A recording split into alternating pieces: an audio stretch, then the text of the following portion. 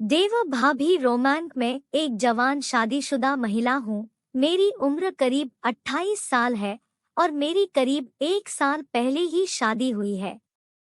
लेकिन पति विदेश में चला गया, जिसके बाद मैं अपने देवर के नजदीक आ गई।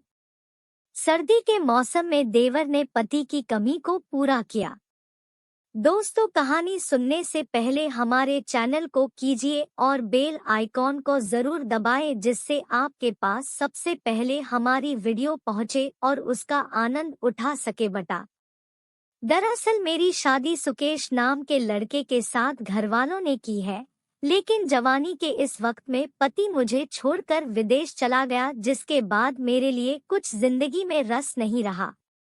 पति भी विदेश में होने के चलते कभी कभार बात करता है। शादी से पहले मुझे विश्वास था कि मैं उससे प्यार करना सीख सकती हूँ और मैंने किया भी, लेकिन वह अभी तक मुझसे प्यार नहीं कर पाया है। मैं हमेशा उसके प्यार के लिए तरसता रहती हूँ।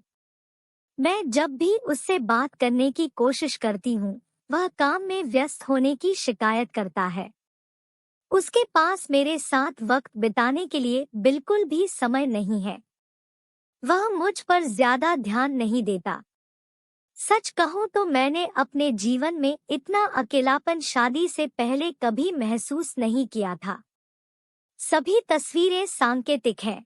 हम यूजर्स द्वारा शेयर की गई स्टोरी में उनकी पहचान गुप्त रखते हैं। वहीं इस कहानी में असली नामों को भी छिपा दिया गया है। इस्तेमाल किए गए नाम पूरी तरह से नकली हैं। वह मेरी जरूरतों को नहीं समझता था। सुकेश के साथ चीजें बेहतर नहीं हो पाने की वजह से मैं अपना सारा समय अपनी सास के साथ बिताने लगी। सौभाग्य से वह एक बहुत ही प्यारी और देखभाल करने वाली महिला है। वह भी मुझसे बात करना पसंद करती है। उनके साथ मेरा समय अच्छे से कट जाता है। लेकिन जब रात आती है तो मुझे भी लगता है कि दूसरी महिलाओं की तरह मैं भी अपने पति के साथ रोमांटिक पल बिताऊं, लेकिन मेरी किस्मत में ऐसा नहीं था। हमारी शादी को 1 साल ही हुआ है। ऐसे में हम कुछ ही बार इंटीमेट हुए हैं, वो भी उसके मूड के हिसाब से। मेरी जरूरतों और चाहतों की उसने कभी परवाह नहीं की थी। मेरी कहानी, मैं 45 साल की हूँ। मेरे 10 साल छोटे लड़के से संबंध है, क्योंकि मेरे पति मेरी जरूरतों को नहीं समझते। ऋषभ को देखकर मुझे अजीब महसूस हुआ। मैं अपनी शादी में बहुत ही कमजोर महसूस कर ही रही थी कि इस बीच विशाल का छोटा भाई ऋषभ न्यूजीलैंड से अपनी नौकरी छोड़कर भारत वापस आ गया। मैं उससे पहली बार मिल रही थी। मैंने उसे शादी में नहीं देखा था। ऐसा इसलिए क्योंकि उसे उस समय वापस आने के लिए वीजा नहीं मिला था। ऐसे में जब वह वापस आया तो मैं उसे देखकर पूरी तरह दंग रह गई। ऐसा इसलिए क्योंकि ऋषभ देखने में बहुत ही हैंडसम है। उसके पास न केवल अच्छी खासी हाइट है, बल्कि उसकी आवाज भी बहुत ही अद्भुत है। उसके साथ बातचीत करने के बाद मेरे दिमाग में जो पहला विचार आया वह यह कि वो लड़की कितनी भाग्यशाली होगी जिसे अपने पति के रूप में ऋषभ मिलेगा। ऐसा इसलिए भी क्योंकि उसका नेचर बहुत ही कमाल का था। वह न केवल सबकी देखभाल करता था, बल्कि उसकी इस अदा पर मैं भी उस पर मरने लगी थी। मेरी कहानी, मैं अपने पति से तंग आ चुकी हूँ। मैंने उसे कई बार रंगे हाथों पकड़ा है। मैंने डेटिंग ऐप पर नकली प्रोफाइल बनाई। ऋषभ इतना हैंडसम था कि मेरा ध्यान उस पर से हट ही नहीं रहा था। मैं नहीं जानती कि मुझे क्या हो रहा है, लेकिन धीरे धीरे मैं उसके प्यार में पड़ गई। यह सब मेरे साथ इसलिए भी हो रहा था क्योंकि मेरा पति मुझ पर बिल्कुल भी ध्यान नहीं देता था। मैंने ऋषभ के साथ नजदीकियां बढ़ानी शुरू कर दी थी। मैंने उसे हर दिन खाना देना शुरू किया। मैंने उससे न्यूजीलैंड में उसके जीवन के बारे में बात करना भी शुरू किया। इसी बीच एक दिन मैंने उसे डेटिंग ऐप पर लड़कियों की जांच करते देखा। वह चुपके से लड़कियों की प्रोफाइल चेक कर रहा था। मैं नहीं जानती कि मुझे एकदम से क्या हुआ, लेकिन उसी रात मैंने उसी डेटिंग ऐप को डाउनलोड किया जिसका इस्तेमाल ऋषभ करता था और अपनी एक नकली प्रोफाइल बनाई। मैंने सूर्यास्त की ओर फेस करते हुए अपनी एक बहुत ही सुंदर तस्वीर लगाई ताकि वह मेरा चेहरा न देख सके। यही नहीं, जैसे ही मैंने एक दिलचस्प बायो ऐड किया वह मुझसे कनेक्ट हो गया। हम दोनों आपस में बहुत सारी बातें करने लगे। वह मुझ पर ज्यादा ध्यान नहीं देता। सच कहूं तो मैंने अपने जीवन में इतना अकेलापन शादी से पहले कभी महसूस नहीं किया था। सभी तस्वीरें सांकेतिक हैं। हम यूजर्स द्वारा शेयर की गई स्टोरी में उनकी पहचान गुप्त रखते हैं। वहीं इस कहानी में असली नामों को भी छिपा दिया गया है। इस्तेमाल किए गए नाम पूरी तरह से नकली हैं। वह मेरी जरूरतों को नहीं समझता था।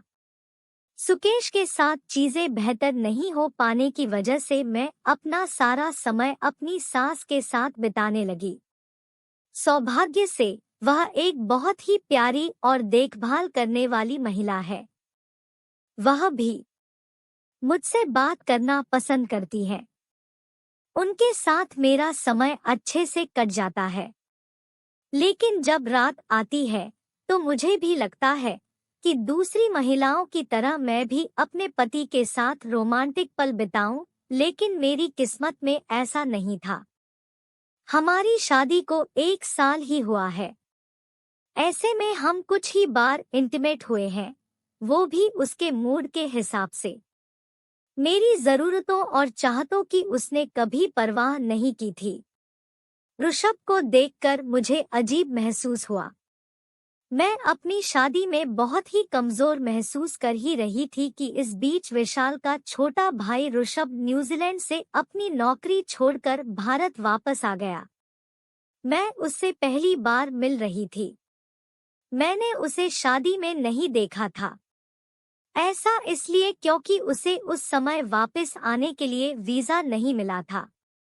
ऐसे में जब वह वापस आया तो मैं उसे देखकर पूरी तरह दंग रह गई। ऐसा इसलिए क्योंकि ऋषभ देखने में बहुत ही हैंडसम है। उसके पास न केवल अच्छी खासी हाइट है बल्कि उसकी आवाज भी बहुत ही अद्भुत है। उसके साथ बातचीत करने के बाद मेरे दिमाग में जो पहला विचार आया वह यह कि वो लड़की कितनी भाग्यशाली होगी जिसे अपने पति के रूप में ऋषभ मिलेगा। ऐसा इसलिए भी क्योंकि उसका नेचर बहुत ही कमाल का था। वह न केवल सबकी देखभाल करता था बल्कि उसकी इस अदा पर मैं भी उस पर मरने लगी थी। मेरी कहानी, मैं अपने पति से तंग आ चुकी हूँ। मैंने उसे कई बार रंगे हाथों पकड़ा है। मैंने डेटिंग ऐप पर नकली प्रोफाइल बनाई। ऋषभ इतना हैंडसम था कि मेरा ध्यान उस पर से हट ही नहीं रहा था। मैं नहीं जानती कि मुझे क्या हो रहा है, लेकिन धीरे धीरे मैं उसके प्यार में पड़ गई। यह सब मेरे साथ इसलिए भी हो रहा था क्योंकि मेरा पति मुझ पर बिल्कुल भी ध्यान नहीं देता था। मैंने ऋषभ के साथ नजदीकियां बढ़ानी शुरू कर दी थी। मैंने उसे हर दिन खाना देना शुरू किया। मैंने उससे न्यूजीलैंड में उसके जीवन के बारे में बात करना भी शुरू किया।